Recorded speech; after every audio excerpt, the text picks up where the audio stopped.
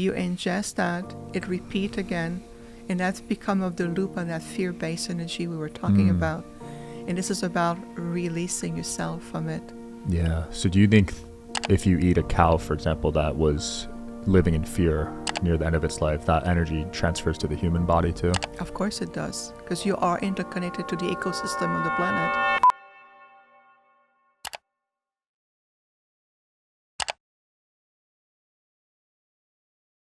All right, guys, fun episode today. We got Viviane, Arcturian Ambassador, first ambassador I've ever had on the show. So thank you for coming on. Well, I am honored to be here, Sean. Thank you for the invitation. Absolutely. Could you explain to the audience what an Arcturian Ambassador is and what you do? With great pleasure. So what I mean is that I represent one of the most ancient, enlightened intergalactic civilizations known as the Arcturians. And so I'm an ET soul who has returned to the planet, and I have chosen to embody a hybrid human form to represent the voice of the Arcturian, especially in a time of such profound planetary changes and the ascension timeline. So I'm playing a role as an ambassadorial liaison between not only the Arcturians but also other intergalactic groups.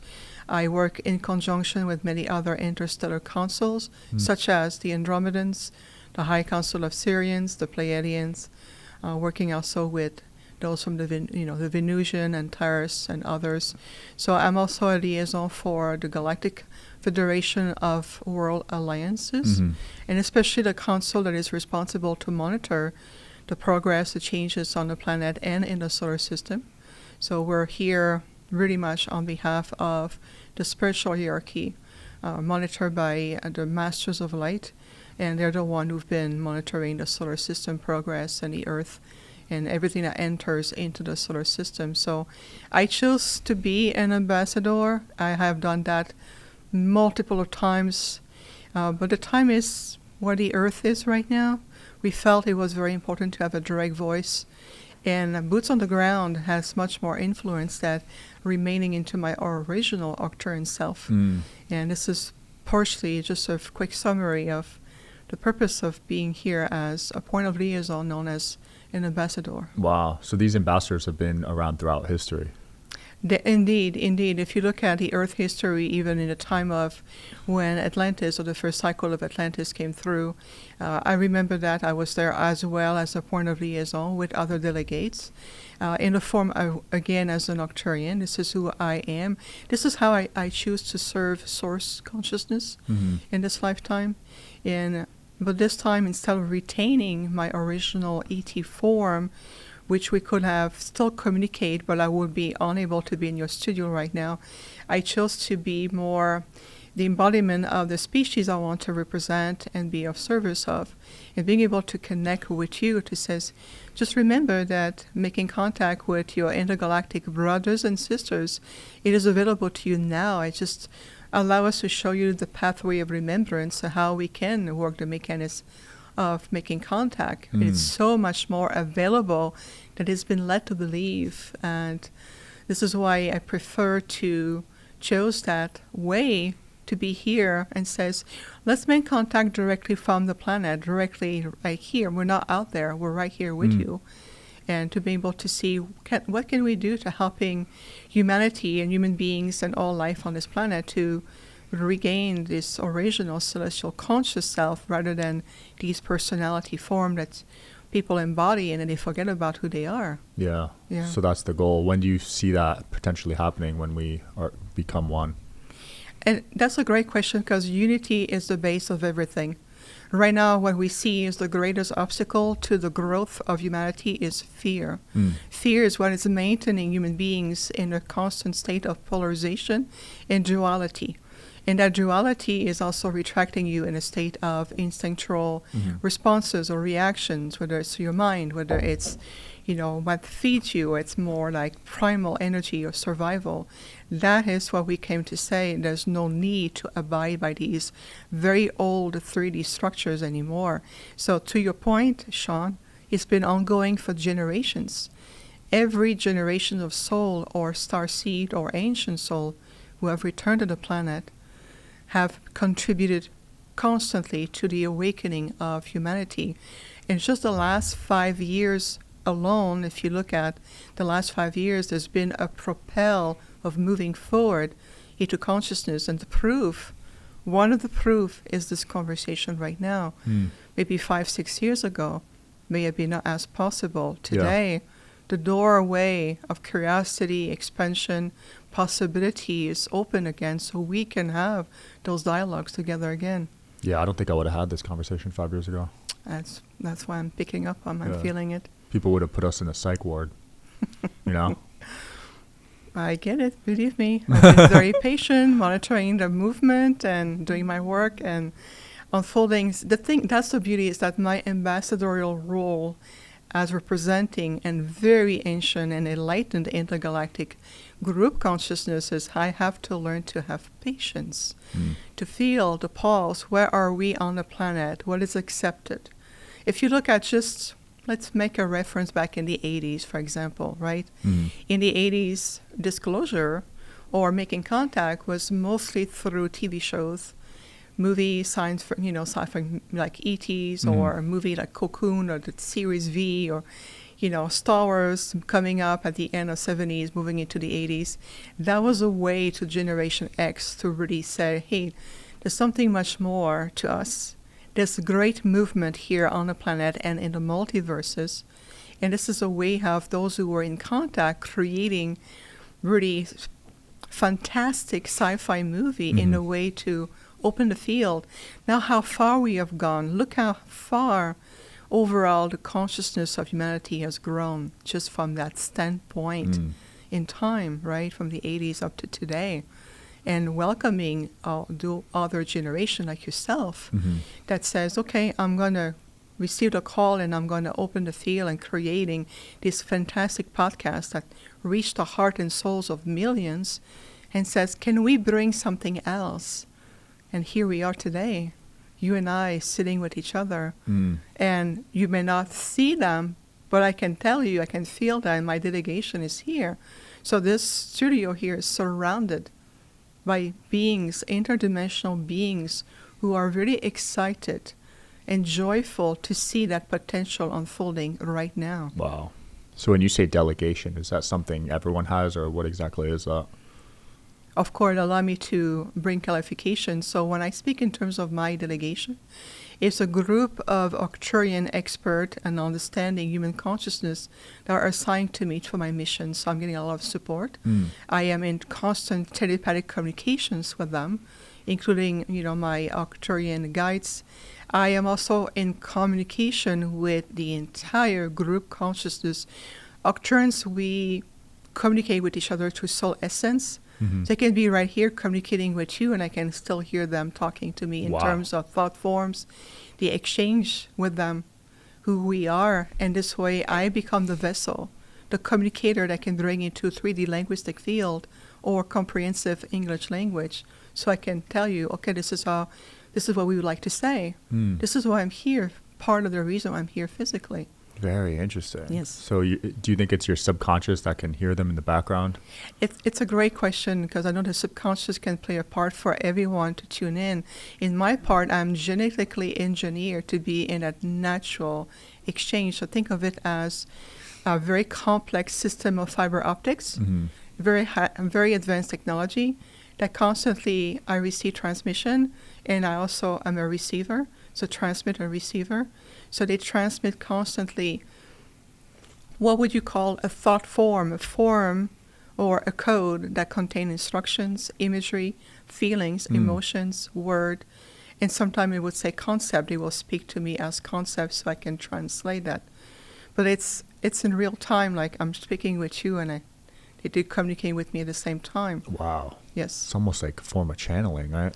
It's beyond channeling, and that's a good point. So channeling has been put in place to help other intergalactic groups, like the Pleiadians, for example, communicating with Earth people, or people who are communicating with their star families. It's communicating to them through thought forms. Yes, it's a form of telepathy. However, the caveat about channeling is that there is also the human filtering components, like emotional component, fear, programming, mental thoughts, or all of these mental program that can interfere or interpret or dilute the quality of the message. So it really channeling has been effective up to a point, but I have no need to channel, because even though to you I look very human, and that was the idea, I am very much an Arcturian being. I'm an ET consciousness speaking with you right now, but just in this form. Wow. So this is why channeling for me, it's obsolete. I have no need for it. Shout out to today's sponsor, Quince. As the weather cools, I'm swapping in the pieces that actually gets the job done, that are warm, durable, and built to last. Quince delivers every time with wardrobe staples that'll carry you through the season. They have fall staples that you'll actually want to wear, like the 100% Mongolian cashmere for just $60. They also got classic fit denim and real leather and wool outerwear that looks sharp and holds up. By partnering directly with ethical factories and top artisans, Quince cuts out the middleman to deliver premium quality at half the cost of similar brands. They've really become a go-to across the board. You guys know how I love linen and how I've talked about it on previous episodes. I picked up some linen pants and they feel incredible. The quality is definitely noticeable compared to other brands. Layer up this fall with pieces that feel as good as they look. Go to quince.com/DSH for free shipping on your order and 365-day returns. They're also available in Canada too.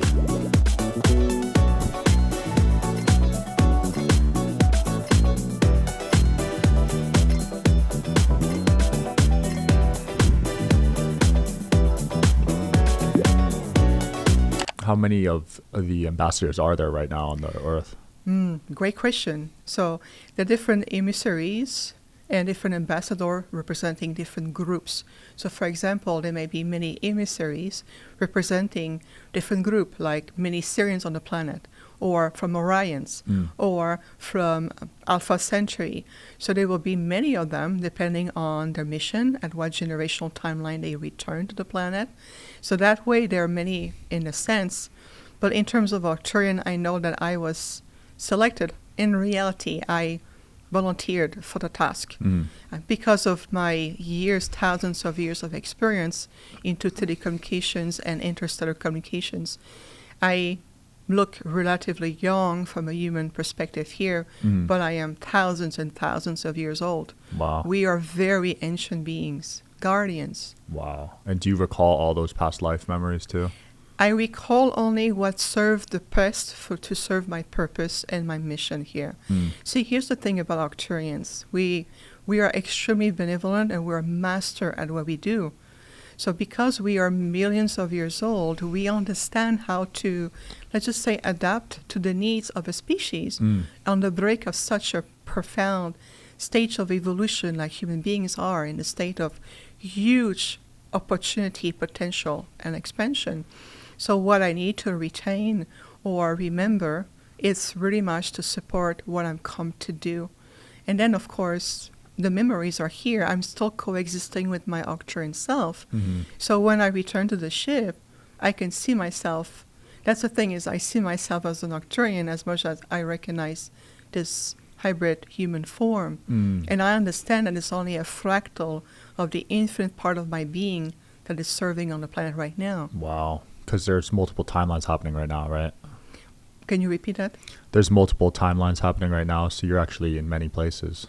Yes, we are in many places. As Arcturian, we are coexisting with you, but outside of your time-space frame of reality. In other words, is that we're never bound by your 3D linear way of looking at time. We're coexisting outside of that time frame. So we have the ability to perceive a multitude of timeline unfolding all together, but in the now. So we can see potential future, potential directions, past, present, all of it. In reality, it's all coexisting now. So yes, we can do that, but that's just a remembering of who you are, because every being in the multiverses come from source consciousness, number one, as eternal being. Number three, so to speak, you are multidimensional being.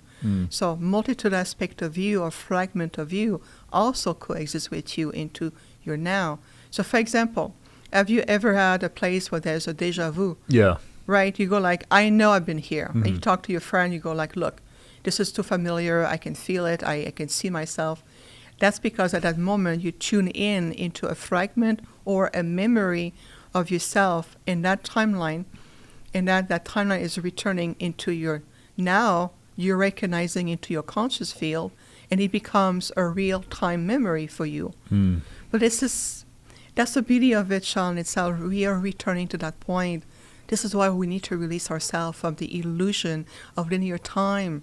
You were never a flat 3D being, ever. You're this amazing hologram of multidimensional consciousness, of pure potential.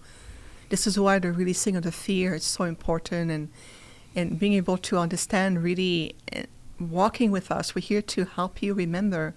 Walk with us. We have the mastery, we have the teaching, we have the living knowledge, and allowing us to guide you in that sense. And then we can talk about multidimensional dimensionality and multi-timelines and travel in the multiverses. Everything is available to you at your fingertip. I wonder how time was viewed in Atlantis, because here, obviously, they teach us linear time our whole lives. It's ingrained into us. But do you remember how they viewed time in Atlantis and ancient civilizations? That's a great question, too. So depending on what timeline we are tuning in. So if you look back either in Lemuria and Atlantis and the early inceptions, in a time where living in complete vibrational harmony with the multiverse, having communications with a multitude of intergalactic beings, masters of light, mastery of crystalline healing, the temple, understanding the fabric of light, sound, vibration, relations to frequencies, were part of the day-to-day life. So to your question, is that the concept of time as you perceive it now was non-existent. It was more, think of it as universal time, where everything is in unity consciousness, and everybody is of service to others, and how it served the highest and the greatest good of all, never in this great competitive energy of who's the highest and the fittest. This is a concept that's been introduced after the descending, when the de-evolution of the timeline took place, and then the DNA, of course, the human DNA, got also retracted based from a 12-strand down to one double helix. Right. And this is part of the construct of that linear time. In reality, Sean, the construct of the linear time was originally created by the founder races for the purpose of soul coming from everywhere across the multiverses to understand and experience what limitation in physicality feels like. It's about understanding the lesson, understanding the lower me, and returning into a whole higher self. And now you can integrate those 2 points, almost like folding time onto yourself, the lower self returning with the higher self, reintegrate in unity, and this is who you are. But over time, because of many other factors, many souls got trapped into the wheel of incarnation and the illusion of time, forgetting that you're still abiding as universal laws and universal time, and time is a construct. It's a projection of realities based on perception. It really is. Yeah. Souls trapped. That's an interesting concept. So a lot of souls are trapped in this loop, you're saying?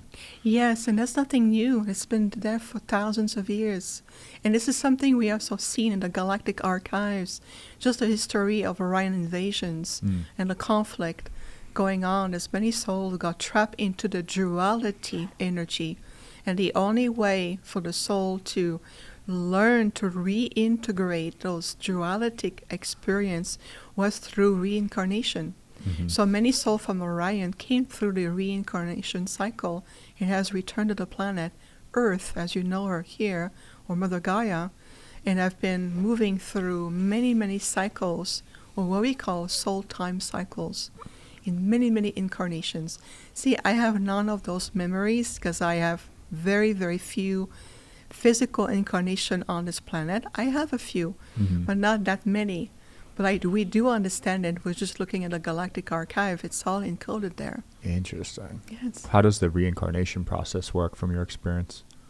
For what we see is that soul who needs to either clear, resolve, understanding some karmic implications, they choose with a council, the Council of Time or guardians will assign beautiful beings of majestic beauty and of Are those angels or?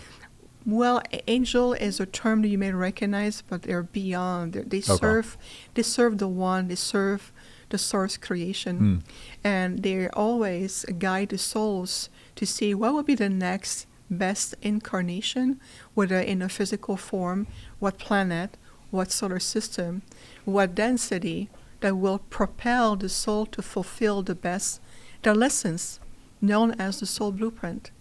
So the more you are taking the time every day in your daily life to cultivate, meditate, connect, ask your heart, how can I be of service to the light? How can I be in service to the highest good of everyone?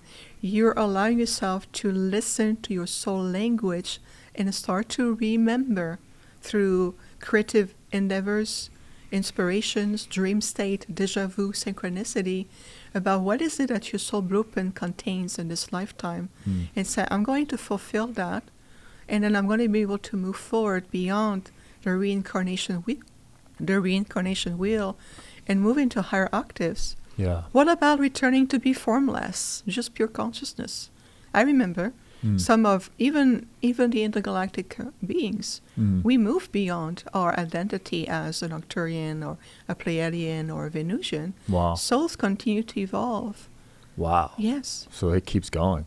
It is. It's infinite. It's ultimately is to returning that source infinite that we all part of. Prime creator, all there is, source infinite. And it's learning. It's about growth, about soul development. It's about gaining more light. It really is. And you start to really feel how much more you're gaining with the wisdom.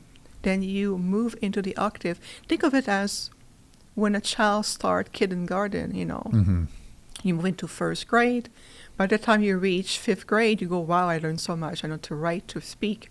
I am more cognitive about myself. I'm much more aware of my environment. And then you graduate from it. You're not going to stay in elementary school all your life. You need to graduate. You have grown past the learning of what that stage of learning was about. Then you move into high school, and you're discovering a whole different level of how managing your time, social dynamics, right? Complexity of subject, your brain, your connectors, your neural pathways start to develop in new ways. And then when you graduate, you can feel you reach a certain level of new maturity. And that maturity continue when you go to, if you continue to, college or trade school or all of it. But you feel I use this analogy to portray what we're seeing in terms of thousands of years of evolution on the planet. And right now, human beings and the earth is truly, you are at a breaking point of a huge evolution, a timeline. The evolution of timeline is very potent. This is why there's so many talk about whether, a comet in the sky or is there a UFO coming in. Atlas 3I, right?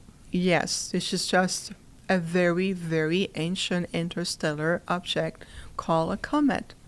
It contains the imprint and the vibrational history or the vibrational imprints of thousands and millions of years of history. So of course it has an impact, but we have to be mindful that we preventing ourselves from the trap of creating what's called control disclosure or manipulation or creating, a speculation that can lead to false ET invasions, and whether it's going to create two branches in human behavior. Branch number one, what's called the joy of the savior complex. Oh, that's going to come to save us and bring the frequency we need, whether it's lyrians and then there's speculation about what ET races are behind it.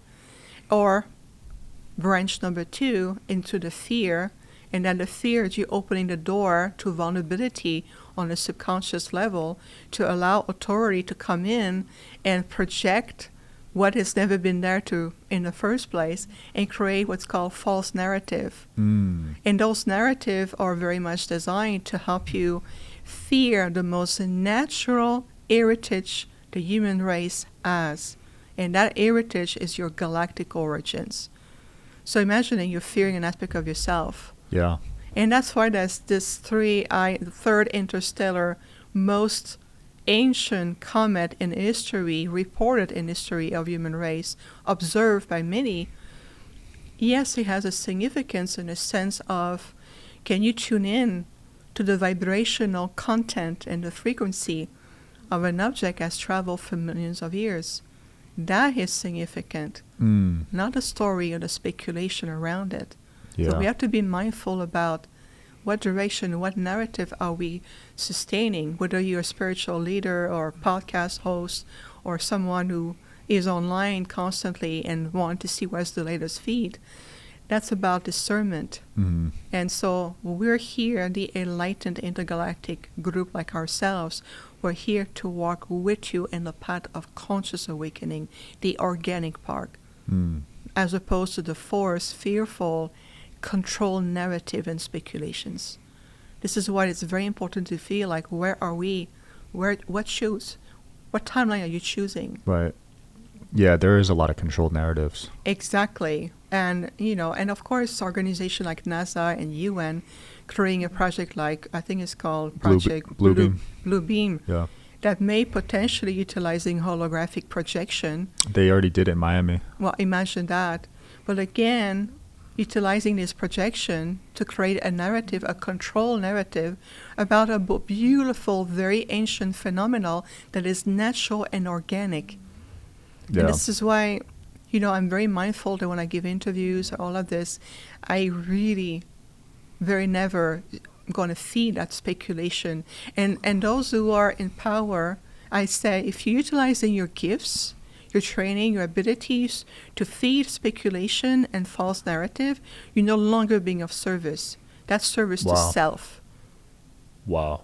It really is. If you tune about it. Yeah. Being of service to others is, are you inspiring others to step into their power and be the best of who they can be, and being able to, how could I say that, decode or demystify something that is natural and yet empowering? Or are you going to jump on the boat or the train because it's going to make you popular and get you telling people what they want to hear? You're no longer of service at that point. Yeah, you got to be careful, because if you live with service to self, you're going to reincarnate, do it all over again. Well, the karmic lessons are still there to learn. Yeah. Again, it's all about reintegrating from a point of polarization into unity. And we, the Arcturians, we have learned from that long stage of evolution. We have reached a state of enlightenment, unity consciousness, and mastery over thousands and thousands of years. So I feel it. I have great compassion, Sean, because I'm here on a planet.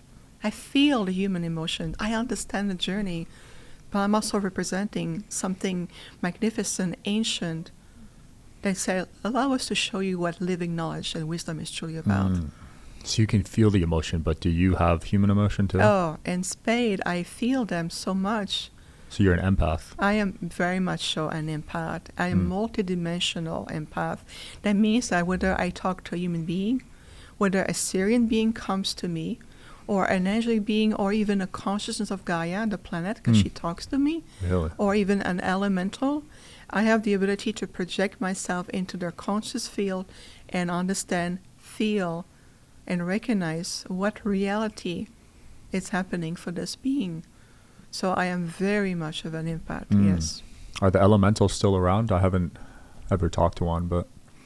The elementals are still around, and I'm pleased you bring them up, because the message I received about 2 weeks ago from my Arcturian delegation said that we need to return to reconnect from the heart and higher conscious state with the elemental.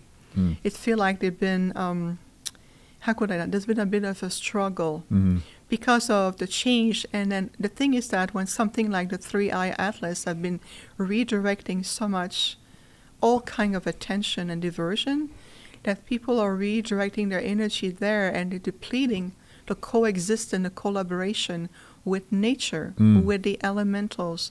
And we are on a very decisive point on the planet. And especially as we move into the winter solstice, December, moving into the next phase of the cosmic gateway of 2026, you need to decide as a nation, as a species, what synergy are you going to really co-create? You're going to go into the fear-based energy with the holographic projection and still recognizing ET as invaders Right. and all of this? Or are you going to embrace your universal aspect of you with your cosmic origin, the galactics who wants to return and take your rightful place among the stars, so to speak, and finally being able to rephrase, completely return to the space of remembrance. You need to remember the full spectrum of who you are, as opposed to operating from automatic program of the mind or the reptilian brain and all these lower instinctual energies and be intermingled and cut into a web of control narrative and directions to steer most of the population in a way. Some souls may have to learn from these karmic lessons, and they will be allowed to evolve on a soul level in their own time. But we encourage everyone to really step forward into your heart wisdom. You need to return to living by the essentials, living with the elementals, nature, living with peace with the animal kingdom, reverence for all life, Sean. It is the path. Reverence for all life. As an ambassador who have traveled the multiverses over thousands of years, one thing is we always honor the species we interact with. It is honoring life in all shape and forms. So you're vegetarian? I am. How did you know? Just the way you were talking.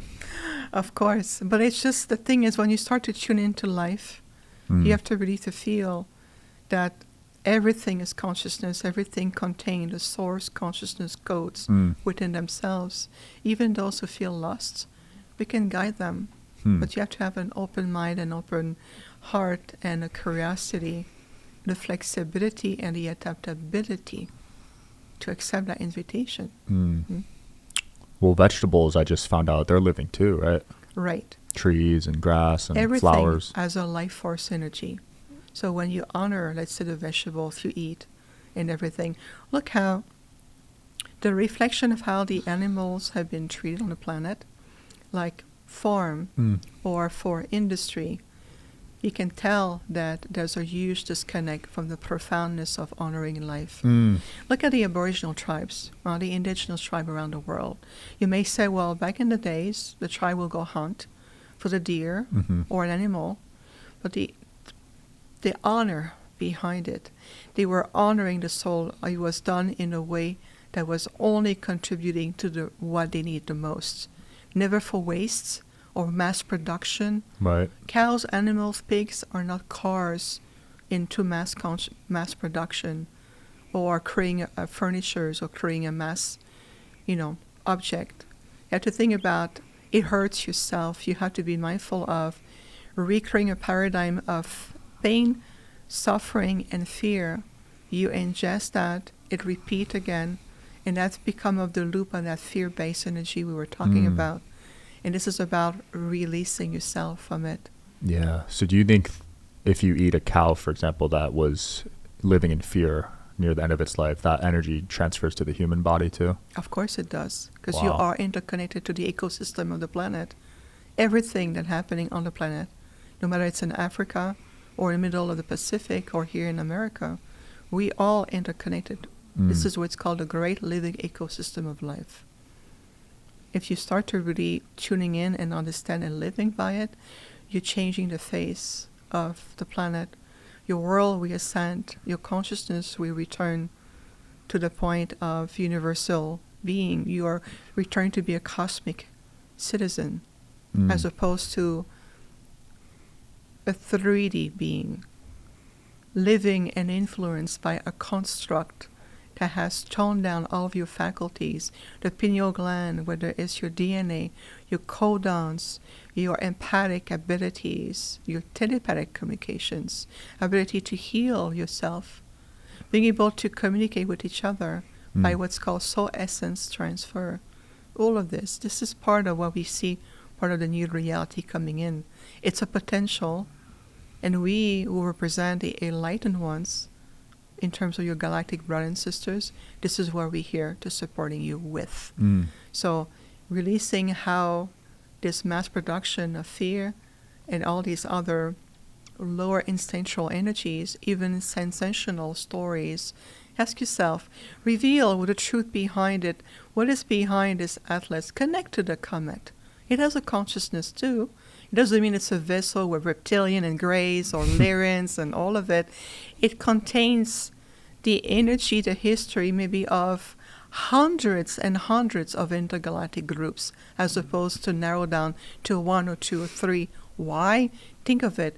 If an object of such capacity has been traveling around the multiverses for, according to the scientists, potentially millions, if not billions of years, you have to think that the encoding in terms of imprint, frequencies, light emanation, and even the energy of everything it has remembered along the way, of course it will impact the solar system. I'm not in the way that it's been projected. Yeah, right now they're trying to have us all in fear about it, right? Precisely. So why fearing your own self? So I like to ask those authority, what is it you're fearing the most about human beings? That's because you see something in them. If I fear you, it's because I see something in you that I feel like maybe a lack in me, or I feel like I have a lack in myself, therefore I must control it before it's been taken away. So there's a lack, either a fear of losing control, losing existence, losing whatever they're holding on to. It's no longer at that point now. There's too many ancient souls, star seeds, and intergalactic, very enlightened ones who have returned to help. This is a time of reascension, not devolution. Yeah, it does seem like a lot of older souls have returned recently, right? Yes, well, for many generations. It's just that if you look at the role of each generational timelines, that's what we call them. A generational timeline is an era where souls come back and reincarnate. Let's say the 1930s, the 40s, the 50s, all the way to the millennia and all of it. Each generational timelines has called forth many ancient souls representing the frequencies of many groups throughout how many planets and star system and galaxy, you have no idea. They have come, and each of these generational timeline has played a role to help to either stabilize the planet, heal the wounds, whether it's going to World War II, whether it's to liberate a soul stuck in the phantom matrix, whether it's to change the grids of the planet, whether it's to help you to advance the consciousness, whether it's to reintroduce the concept that you are galactic royalty. You go like, galactic royalty, why is that? That's because if you look at the decoding the language of your DNA, you carry within you so many history through archives, to whether it's the Orions, whether it's the Lyrians, whether the founder races, whether it's the Guardians, whether it's your point of true origins. So asking yourself about who am I will no longer be on the mind, because you'll know exactly who you are. Wow. It really is profound if you really tune in. Those are more than just spiritual work. It's becoming placeholder of new frequencies of reality. That is beautiful. Thank you. What are the next events you're going to be at? Yes, thank you for asking. Well, we have a few excitement. In addition to be the founder of the Arcturian University for Living Knowledge and Soul Development, we have events every month. We're going to be at a new Living Expo in April 2026. And I'm going to be part of a major film called the Kaya Saga. We are finally going to be filming next year in Ireland or Canary Island. Wow. And Kaya is the story of a very ancient Greek Amazon warrior who is abducted by a group of advanced intergalactic beings, and her journey through space and different form of cultural interactions and how she evolves. So we're going to film next year, and I'm also the vice president of the Kaya Productions. So we're very excited to see that we finally have the green light, and we have a 6-time Emmy Award director who's going to direct the first film of the Kaya series. So that's part of the big project we have also right now. Nice. I'll definitely check that out. Yes, please. I can send you the link. We have a Facebook page. We're going to make all the announcement. And once we have a sneak peek preview, we may potentially present it at the San Diego Comic-Con next year. If not, then we also have another big project.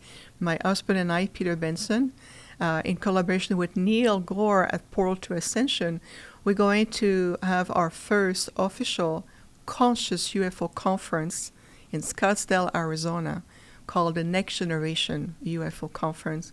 It is scheduled for October of 2026. Nice. So we may have a sneak preview of the Kaya movie there.